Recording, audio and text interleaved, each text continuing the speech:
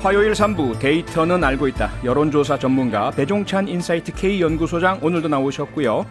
빅데이터 전문가로 오늘 특별히 모신 분은요. 김다솜 글로벌 빅데이터 연구소장입니다. 안녕하세요. 안녕하세요. 데이터 큐레이터 김다솜입니다. 네, 오늘 뉴스아이킥 청취자 여러분 처음 만나뵙는데 간단히 인사 좀 해주시죠. 안녕하세요. 저는 이제 MZ세대 데이터 큐레이터 김다솜이고요. 네. 이제 박물관에 도슨트라는 직업이 있다면 이제 작품을 쉽고 빠르고 정확하게 설명을 해주잖아요. 네. 저는 이제 데이터의 홍수 속에서 데이터에 대해서 정확하고 쉽고 빠르게 설명하는 그런 역할을 하고 있습니다. 데이터 도슨트. 바로 그렇습니다. 네, 확 와닿습니다. 저까지도 저거 하고 싶은데요.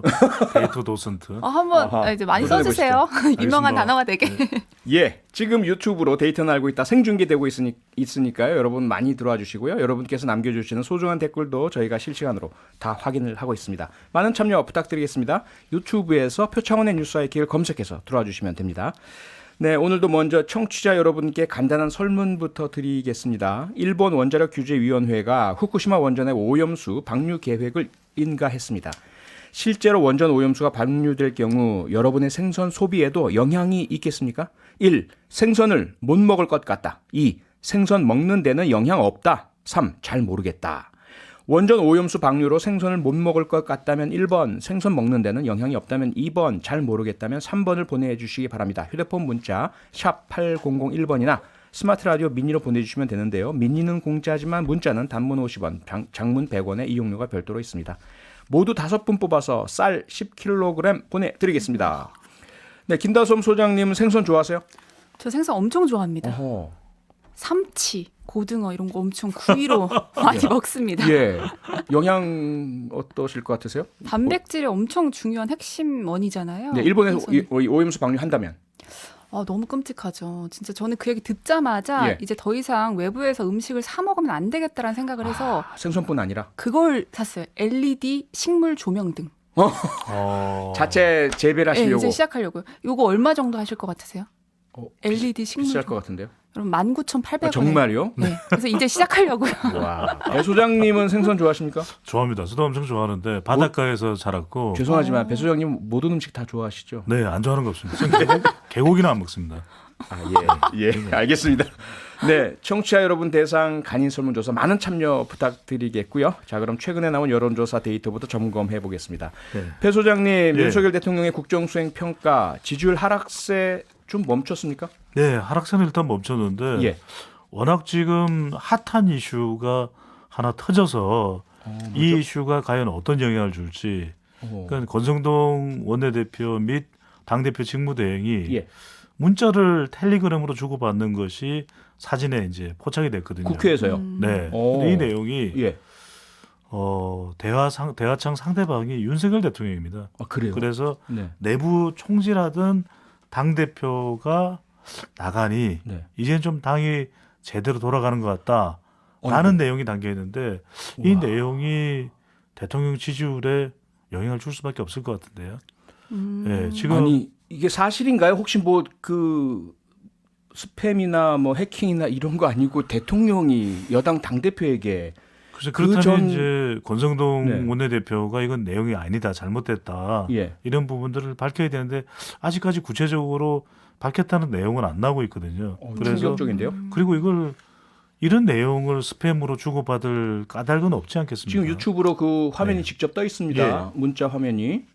그래서 일단 이게 워낙 지금 방송하는 시점 얼마 되지 않아서 큰 이슈가 터져서 이 부분이 예. 어떻게 영향을 줄지 모르겠는데 일단 이런 이슈들을 포함하지 않고서는 대통령의 하락세가 조금은 멈춘 결과로 나타났습니다. 네. 리얼미터가 미디어 트리뷴의 의뢰로 지난 18일부터 22일까지 실시한 조사입니다. 오늘 소개해드리는 모든 조사는 중앙선거여론조사 심의위원회 홈페이지에서 확인 가능합니다.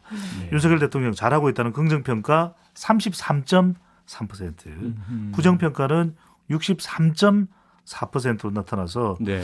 3명 중 1명 정도는 긍정, 3명 중 2명 가까이는 부정으로 나타나는데 직전 조사와는 크게 차이 나지 않는 걸 보면 예. 그래도 TK, PK 60대, 70대 이상 가정주부층 등 윤석열 대통령에게 투표했던 응답자까지도 속절없이 이탈하는 것에서 그래도 좀 차단되는 저지선, 저항선, 강보합 행보 국면이다라고 아하. 볼 수 있겠습니다.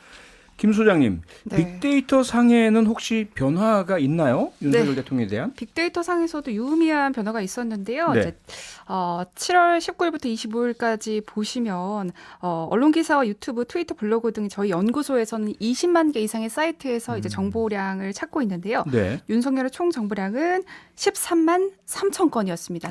이번 주죠. 예. 그런데 일주일 전인 12일부터 18일까지는 14만 건이었어요. 좀 줄었네요. 네, 그래서 소폭 이제 정보량이 다소 감소했다라고 볼 수 있는데요. 네. 이제 윤석열과 함께 쓰인 긍정 또는 부정의 연관어를 보시면 여전히 뭐 감성 연관어에는 우리가 생각하는 단어들 비판, 어렵다, 논란, 우려하다 등의 이제 단어들이 상위권을 차지하고 있고요. 예. 지금 유튜브 시청하시는 분들께도 보일 텐데 이제 빨간색이 부정, 파란색이 긍정어잖아요. 네. 이제 부정 연관어가 5만 8천여 건, 긍정 연관어가 1만 9천 건으로 이제 부정의 정보량이 긍정의 정보량보다 3배 정도 높은 것으로 조사가 됐습니다. 네. 제가 앞서 말씀드린 대로 지난주 총 정보량은 그전 일주일과 비교해서 소폭 줄었는데 부정률은 1.5%포인트 줄고 긍정률은 0.7%포인트 늘어난 것이 주목할 만한데요. 사실 이 문자는 지금 방금 터졌고 네. 이제 제가 조사 기간은 어제까지였기 때문에 조금 다를 수 있겠으나 네. 빅데이터 상으로는 키워드 윤석열의 부정어 조금 줄어든 것으로 확인이 되고요. 예. 사실 저는 이 문자 관련해서도 이렇게 생각을 해요. 지지율이 올라갈 만한 일은 절대 아니지만 사실은 더 떨어질 것으로 보이기에도 이제 윤석열 핵심 지지층에게 그다지 또 그분들한테는 그다지 또 충격적인 뉴스가 아닐 수도 있거든요. 아, 그래요? 그분들에게는. 아. 그분들에게 핵심 지지층에게는 네. 네. 이제 핵심 지금 이제 지지하고 계신 분들이 이미 핵심 지지층 분들이신 거잖아요. 네. 그분들이 보셨을 때는 이것이 과연 엄청나게 충격적인 뉴스로 받아들여질 것인가? 아하. 저는 이렇게 또 생각을 합니다. 네. 지금 그 말씀은 남아있는 이 지지자들은 이미 핵심 지지층들이다. 나머지는 떠나 있는 상태라서 이러한 문자 정도 크게 영향이 없을 것이다. 김단수 소장님 말씀대로 예. 지지층에서는 보수층에서는 큰 변화가 없더라도 네. 윤석열 대통령은 참 드물게 팬덤이 없는 정치 지도자거든요. 아하. 그렇다면 예. 중도층은 유동적일 수밖에 없다. 그렇다면 더군다나 중도층이 유동적인데 영향을 줄 수 있는 변수 중에 하나가 꼽혀왔던 것이 이준석 대표 관련이거든요. 그렇죠. 그러면 MZ세대도 그렇고 20대 30대도 네. 그렇고 방금 전에 김 소장님이 강조했던 또 경찰국과 관련된 이슈도 네. 아주 민감하거든요. 왜냐하면 경찰 관련 식구들이 뭐 15만에서 20만 가까이 된다. 네. 이들에까지 지금 관련 이슈가 영향을 미친다면 저는 지금 대정부 질문도 진행 중에 있지만 예. 수습 못하면 네. 이준석 대표와 관련된 건이든 경찰국 관련된 갈등이든 더 내려갈 수가 있는 거죠. 왜? 중도층은 아직도 하락할 수 있는 여지가 공간이 있기 때문에 네. 대통령 지지율에 영향을 줄 수도 있을 것으로 보입니다. 그렇다면 조금 전에 지금까지 여론조사 결과는 일단 하락세가 멈춘 상태, 네. 보합세 이런 표현을 주셨는데 예. 그러면 향후에 이렇게 멈춘 지지율 그대로 유지가 될 가능성이 더 높아 보이세요? 더 다시 올라갈 가능성, 다시 떨어질 가능성 어떻게 보세요? 이준석 대표 관련 문자와 또 경찰국을 빨리 좀 제대로 수습한다면 예. 그래도 행보가 될 텐데 네. 지지율이 올라가는 것은 뭐 8월 말이든 9월이든 국민이 더 전환될 때까지를 지켜봐야 되겠죠. 그런데 이걸 수습 못하면 네. MZ세대도 그렇고 수도권도 그렇고 호남 여론도 그렇고 예. 충청 여론도 그렇고 또 자영업층도 지금 코로나 확진자가 늘어나고 있잖아요. 예. 이 부분까지 타격을 받을 수밖에 없기 때문에 지지율이 더 내려갈 가능성은 열려 있다. 네. 하지만 얼마나 잘 수습하느냐에 달려 있다고 봐야 되겠죠. 네. 그리고 이제 또 하나 계속 관심 영역에 여전히 머물러 있는 것이 대통령실의 이른바 사적 채용 문제 아니겠습니까? 네. 이 논란 매듭이 안 된 것 같은데 여론조사상으로 어떻게 나옵니까? 그래서 이게 한국 사회여론연구소가 TBS 의뢰로 지난 20일, 23일 실시한 조사인데요. 이 조사 결과를 보면은 10명 중에 7명은 압도적입니다. 네. 대통령실의 사적 채용은 부적절하다라는 응답으로 나타났습니다. 오죽했으면 김부겸 선생도 아시겠지만 제가 이거 또 밈이라 그러거든요. 젊은 세대들이 네, 네. 그 흉내 내면은 예. 다들 뭐 깜짝 놀래요. 네, 좋아서가 아니라 배 소장이 공무원 시험 합격은 권성동. 아, 저 이거 방송에서 많이 밀고 계시죠? 저 계속 방송에서 제가 듣고 있는 이 멘트, 왜냐면 제가 팬이어서 네. 되게 모니터링을 많이 하는데 네. 밀고 계세요, 요새. 아, 예. 네. 그러시군요. 그래서 살 좀 빠지려고. 네. 근데 이게 다시 또 이준석 대표 문자로 재현될 수밖에 없죠. 왜냐하면 네. 기억이 소환되는 것은 일단 멈췄던 지지층들이 또 응답자들이 다시 또 여론을 반영하게 되거든요. 네. 이게 상당히 권성동 원내대표에게는 참 악재일 수밖에 없는 거죠. 네. 김 소장님, 네. 지금 방금 이제 이준석 대표와 관련된 대통령의 문자가 공개되면서 논란이지만 네. 그 전까지 이 이준석 국민의힘 대표 여러 활동 전국으로 다니면서 노래도 그렇죠. 부르고 트로트도 불렀습니다. 그렇죠? 네. 그런 이준석 대표에 대한 빅데이터 상의 분석 해보셨죠? 네. 이번 주 정보량 또 보시면요. 네. 7월 이 키워드로 보시면 지난 한 주 정보량은 약 2만 2천 건으로요.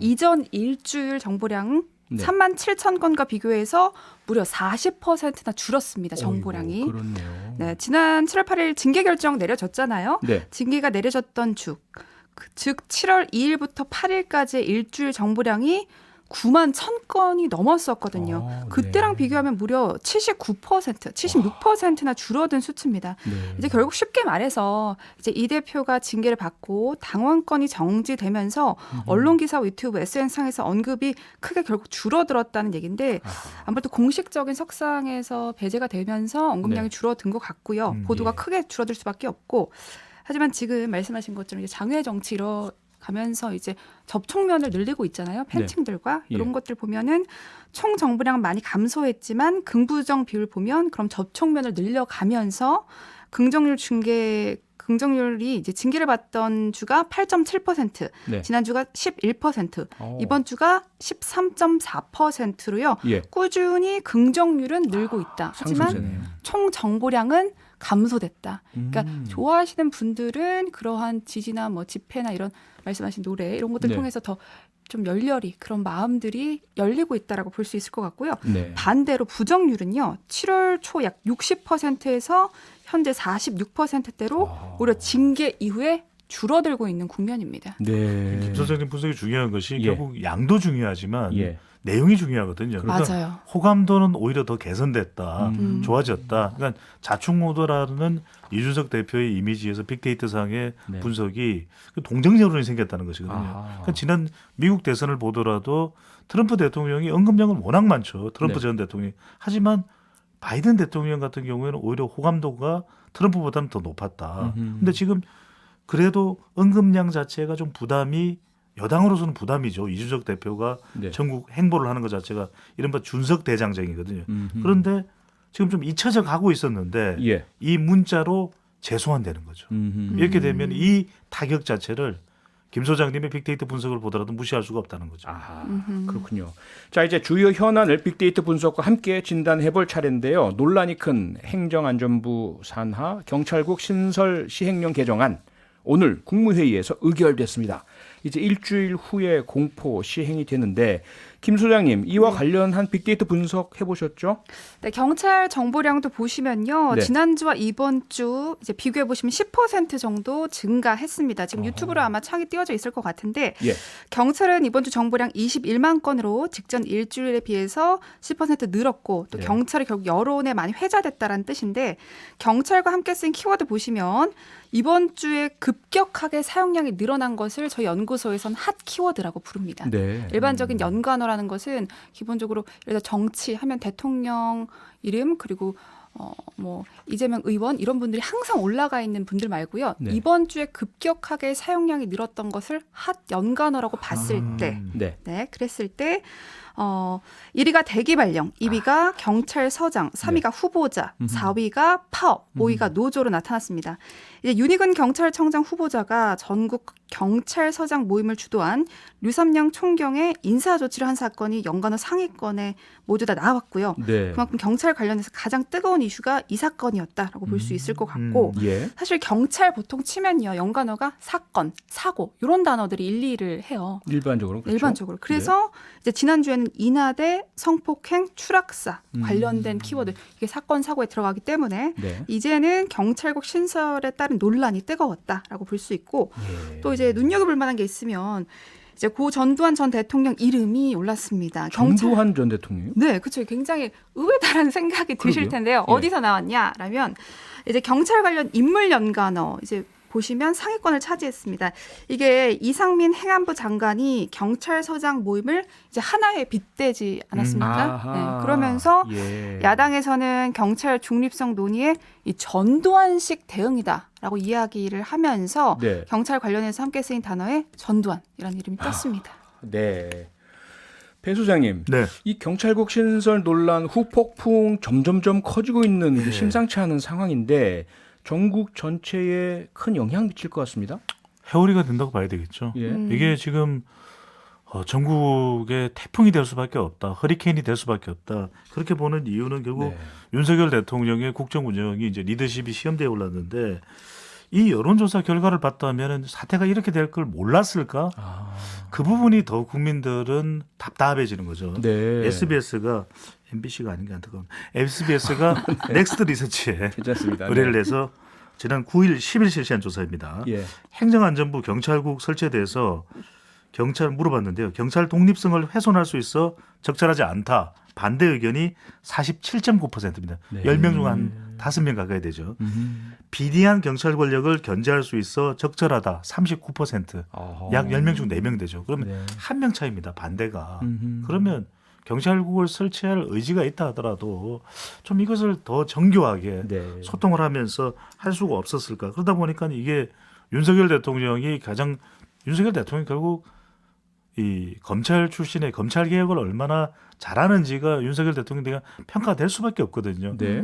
경찰도 들어갑니다. 검경 조정이기 때문에 그러면 결국 이걸 얼마나 중재하느냐. 이런 것이 이렇게까지 화근이 될 것 같으면 예. 서로 갈등이 될 것 같으면 왜 좀 소통을 못했을까? 그러게요. 결국은 감정을 자극하는 것이거든요. 네. 우리 전역 대세 방송인 우리 뉴스 아이킥 같은 경우에도 이 작가님이 저희 이 작가님하고 굉장히 소통을 많이 합니다. 우리 네. 출연진들이 그런 소통을 통해서 완성된 방송 패널 또 참여가 가능한 것이거든요. 그런데 네. 왜 안 했을까? 그런데 경찰을 대상으로 해서 불만이 지금 잔뜩 쌓여 있는데 하나에 12.12 쿠데타다 이렇게 이야기해 버리면 돌이킬 수 없거든요. 그러다 보니까 지금 앞서 김단수 소장이 이야기한 대로 네. 지금 너나 할 거 없이 내가 류삼령이다. 내가 류삼령이다. 과연 이걸 바랬을까? 나도 징계하라 이런 것이 나오고 있잖아요. 이렇게 가서는 안 되는 예. 거죠. 설치를 하더라도 설치를 왜 해야 되는지 그리고 어떤 오해가 있는지 어떤 이견이 있는지 네. 이 부분을 좀 더 잘 살펴서 소통을 했더라면 꼭 8월 2일 해야 됩니까? 저는 항상 이 설명을 드리는데 예. 검찰 수사권 기소권 분리법안도 꼭 그 날짜 해야 됐느냐. 왜냐하면 10월 2일 경찰국 10월 더 설득을 해서 네. 가능하다면 11월 2일 이렇게 설치를 해도 되는 거 아닌가 싶죠. 예. 참 그러네요. 그런데 또 하나 이슈가 불거졌는데 네. 김 소장님. 지난주에 문화체육관광부 장관이 대통령 업무 보고를 하면서 네, 네. 1993년 김영삼 정부 때였죠. 철거했던 과거 조선 총독부 관저 모형을 미니어처로 만들겠다는 계획 밝혀서 큰 논란이지 않습니까? 네, 맞습니다. 빅데이터 상에서 이 이슈 어떻게 나타나고 있나요? 요 이슈도 이제 빅데이터로 살펴보시면요. 정보량은 3,300여 건 나왔습니다. 사실 앞서 살펴본 정보량들에 비해서는 굉장히 현저히 적고 조선 총독부 같은 경우는 빅데이터라고 보기엔 약간 스몰 데이터라고 봐야 되는 수치예요. 빅데이터에 예. 들어갈 만한 언급량은 사실은 아니다라고 네. 이야기할 수 있을 것 같고요. 예. 7월 첫째 주 일주일 동안 조선 총독부의 정보량은 사실 580여 건이었습니다. 어허. 굉장히 적었는데요. 네. 조선 총독부라는 단어가 평소 언론이나 SNS상에서 자주 등장한 단어는 아니니까. 그렇죠. 그러다가 지난 한 주 조선 총독부라는 단어가 평소에 비해서 5배 이상 여러 대 많이 회자됐다 이렇게 풀이할 수 있을 것 같은데요. 네. 연관어 지금 유튜브를 보시면 모형, 문체부, 김영삼, 예술, 종묘 등이 나와 있습니다. 나머지는 다들 아실 것 같고 네. 이제 예술이라는 단어에서 조금 의아해하실 수 있을 것 같은데 네. 이 단어는 야당에서 문화, 예술, 자연, 역사라는 말로 이제 현혹시키면서 청와대의 가치를 지우려 하고 있다라고 비판하면서 이제 등장을 한 거고요. 네, 그러면서 등장을 했고 네. 또 5위 종묘도 의외라고 생각하시는 분들 있으실 것 같은데 네. 5위는 사실 종묘는 이번 논란하고 관련된 것은 아니고요. 이제 조선 총독부가 허물었던 창경궁 종묘 방향과 이 담장, 북신문이 이번 주에 복원이 되면서 연관 검색어에 같이 떴습니다. 아, 그렇군요. 네. 배 소장님 이 상황 네. 어떻게 보세요? 이렇게 큰 관심 없으니 괜찮은 건가요? 네. 아니면 비판 여론도 있는데 굳이 이걸 해야 되나? 어떻게 보세요? 구체적인 내용은 조금 이따가 좀 추가적으로 설명을 드리고 이 빅데이터 내용을 보면은 짧은 기간인데 조선 총독부와 관련된 내용이 3,300건이 넘거든요. 네. 그 이야기는 뭐냐면 이게 논란이 됐다라는 겁니다. 논란이 된다. 결국은 문화체육관광부에서 추진하는 업무라면 문체부가 또 가지는 기능이 이게 미디어 관련이기 때문에 그렇죠. 훨씬 더 좀 소통을 잘하고 관련해서 이해도를 높이는 것이 중요한데 네. 그런 중요한 절차를 좀 과정을 좀 그냥 지나가 버렸다. 아하. 이 부분이 더 지적받아야 될 사안이 아닌가 싶고요. 네. 국민의힘에서도 해명이 있었는데 그건 잠시 뒤에 좀 더 자세하게 설명을 드릴 수 있도록 그렇게 하겠습니다. 알겠습니다. 잠시 광고 듣고 바로 돌아오겠습니다. 네, 데이터는 알고 있다 계속 이어가겠습니다. 배 소장님 앞서 못다 하신 이야기 정리하시죠? 네, 그러니까 조선 총독부 미니어처를 만든다는 것에 대해서 네. 국민의힘의 이용호 의원은 설명을 했습니다. 검토되고 있는 모형물이 김영삼 전 대통령이 철거한 그 조선 총독부 건물 많이들 기억을 하실 거예요. 네. 그 건물이 아니고 아하. 이 1948년에 이승만 전 대통령이 사용을 해서 계속 대통령 집무실 우리가 경무대라 그랬습니까? 네, 그렇게 경무대. 불리기도 했던. 네. 근데 이제 나중에 이제 지붕이 파란색이니까 이제 청와대라고 이야기를 하게 된 건물이 세워지게 되는데 네. 1991년에 노태우 전 대통령 시절에 지금의 이제 청와대가 만들기 전까지 사용했던 그 건물을 네. 철거됐던 건물이죠. 네. 철거됐던 그 건물을 좀 복원해서 미니어처로 만들겠다는데 좀 아쉬운 게 이렇게 설명을 좀 잘 미리 했더라면 미리. 좋을 텐데 네. 그래서 어떤 이슈나 사안에 대해서는 저는 세 가지다. 하나는 설명, 이해, 예. 그래야 공감으로 이어질 수 있는데 그렇죠. 더 아쉬운 것은 문체부 장관이 박보균 장관이 언론사 출신이거든요. 그렇죠. 그래서 이걸 좀 더 잘할 수 있었는데라는 아하. 생각이 듭니다. 알겠습니다. 지금 우리 국민들을 정말 불안하게 만드는 게 있죠. 바로 일본 후쿠시마 원전 오염수 방류 확정이라는 사안인데요. 저희가 지금 설문조사도 청취자 여러분께 부탁을 드렸고 그런 상황인데 김 소장님, 네. 빅데이터 분석해 보셨죠? 이 사안? 네, 이것도 해봤습니다. 네. 이제 후쿠시마 정보량이 4,480여 건, 긍정 단어가 7.9%, 부정이 66.7%. 그럼 나머지는 뭐냐? 중립 단어라는 것이 있거든요. 그래요? 네, 나머지는 이제 중립 단어라고 보실 수 있을 것 같고 네. 압도적으로 긍정에 비해서 부정률이 매우 높은 모습 보이고 있습니다. 네. 이제 지난 20일 일본 당국이 후쿠시마 원전에서 발생하는 오염수의 해양 방류 계획을 정식 인가하면서 네. 이날 정보량과 부정률 급격하게 상승했고요. 네. 감성 연관어 지금 살펴보시면 관련 여론 뭐 좋지 않다라는 것으로 상식적으로 누구나 생각해 볼 수 있을 것 같고요. 네. 오염수, 반대, 우려하다, 어렵다 등의 부정어들이 굉장히 많이 나온 모습 볼 수 있을 것 같고요. 예. 제가 아까 이제 경찰 관련 이제 긍부정어 살펴보면서 이제 이야기하지 못한 것이 있는데 이제 네. 중요한 포인트들이 있었어요. 예. 경찰 관련해서 잠깐만 다시 돌아가 보면 이제 쿠데타, 퇴행, 후폭풍, 내로남불, 불복종 등의 단어가 5위를 차지했는데요. 네. 이 맥락은 사실은 뭐 설명 안 드려도 다들 아실 것 같아요. 근데 여기서 이제 중요한 건 내로남불이라는 단어인데 네. 결국에는 검찰이 모이면 로맨스고 경찰이 모이면 불륜이냐 네. 이제 주장을 하면서 내로남불이라는 키워드도 함께 떴다라는 거 이제 볼 수 있을 것 같고요. 이제 오염수 관련해서 다시 또 가면 굉장히 부정적인 연관 감상어들이 많다라고 볼 수 있겠습니다. 예. 근데 여기서 볼 때 좀 주목을 해볼 필요가 있는 게 우리가 이제 네. 빅데이터는 어떻게 해석하느냐가 중요하거든요. 근데 맞습니다. 이 관련된 빅데이터 분석 관련된 연관어에서 네. 정식이라고 하는 것은 이제 정식 어떻게 하기로 했다라고 하는 사무적 용어인데 네. 이걸 이렇게 많이 검색이 되어 나올 정도면 아하. 이건 또 문제가 있는 거죠. 게다가 네.